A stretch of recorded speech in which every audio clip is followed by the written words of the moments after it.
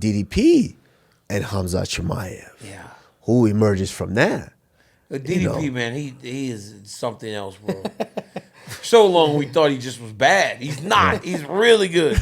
He's like really, really good. Did you ever see that thing with him? And like he's like they show like a clips of Homer Simpson like doing everything wrong and somehow winning, and they kind of show like the same. Good, dude. That is bro. Hilarious. He was just. I was like, okay, so Izzy's gonna just counter him. He's too good. And he got Izzy bad. He was all over Izzy. I mean, he put it on Sean Strickland bad. Yeah. That last time. Like, you gotta respect that style. He's good, man. He's so big, he's so strong, and he's good. Now, Hamzat, in a sprint, can't stay with him. DDP can't stay with him. But I think if the fight goes long, it starts to get interesting. Because I think Dricus is there for 25 minutes. Hamzat needs to be there for 25 minutes also. It's a lot of squeezing tomorrow. Like you fought Hamzat. Right. So who do you think right now it favors? Because I know you can't make obviously a prediction, but who do you think it favors right now? Because looking at the way Hamzat just disposed of Robert Whittaker. Robert Whittaker was crazy. So I think, and DDP is gonna be like, what the hell, dude? I think when the line comes out, and I'm pretty sure it's out already, you guys can check it. Hamzat will probably be a favorite. And I think it's because of what you see. Yeah, minus 180. Hamzat is minus 180. And I think just when you look at it, that's probably it's pretty big about too, right. But I don't know, man. I'm done doubting Dricus Plessis. It's kind of like you. Seriously, it's kind of like you.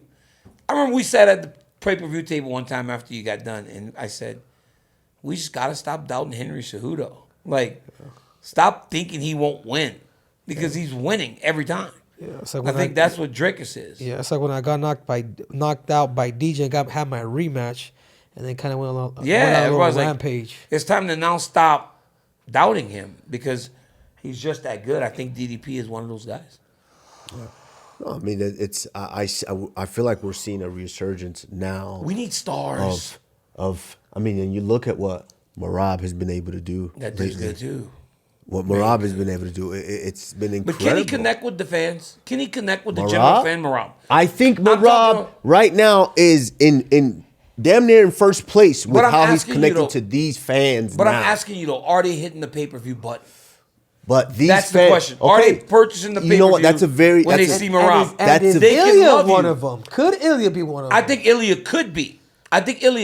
Right now. Is he there right now to where people just go, Ilya Tapore's on the card, I'm buying the pay-per-view? I don't know that.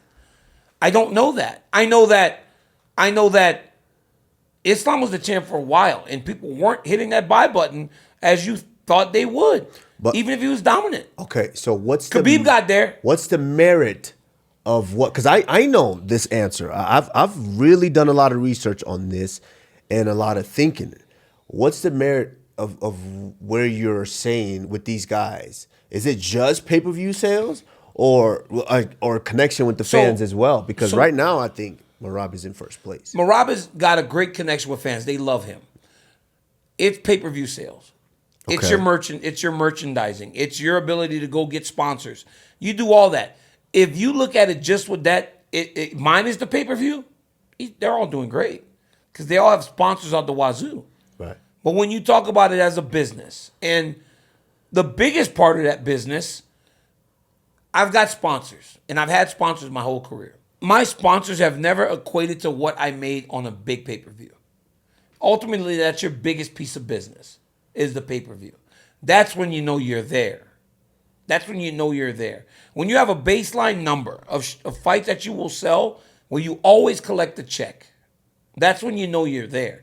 I don't know that we have many of those people that can say, when I fight, there's going to be 500,000 buys. So I'm going to get paid money on at least 300,000 pay-per-views. The typical people that tend to dominate pay-per-view are Americans. There was one guy in boxing that I can remember that was doing crazy numbers, Manny Pacquiao.